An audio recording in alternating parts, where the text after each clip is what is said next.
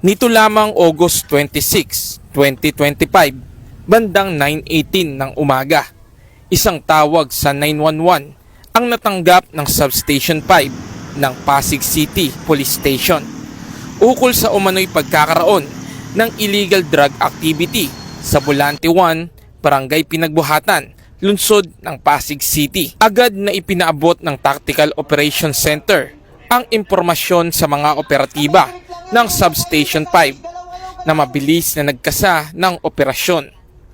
Pagdating sa nasabing lugar, naabutan ng mga pulis ang dalawang individual na aktuhang nagre-repack ng hinihinalang shabu. Kinilala ang mga sospek sa mga alias na JR at Raymond, kapwa 20 years old at residente ng Pasig City.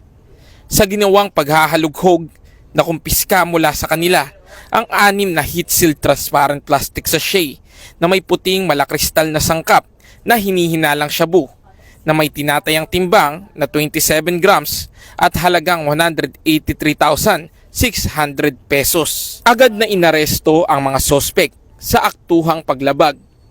Ang mga ebidensya ay maayos na minarkahan at inimbentaryo sa presensya ng isang barangay official at kinatawan ng media. Ayon sa tinakdang protokol, dinala ang mga sospek at mga ebidensya sa EPD Forensic Unit sa Barangay Mauway, lungsod ng Mandaluyong para sa isasagawang laboratory examination at confirmatory testing. Maraming salamat po.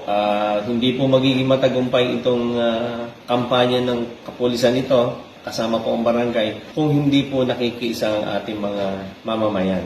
Malaking bagay po yung pakikipagtulungan ng mga tao sa barangay, doon sa mga lugar na gusto natin maayos, mapabuti yung katahimikan ng ating lugar.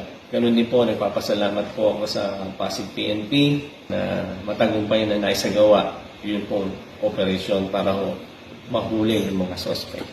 Mula dito sa Eastern Police District, ako po ang inyong PNN correspondent, Patrolman Reynan Jade Gravera, alagad ng batas, tagataguyod ng Balitang Pulis.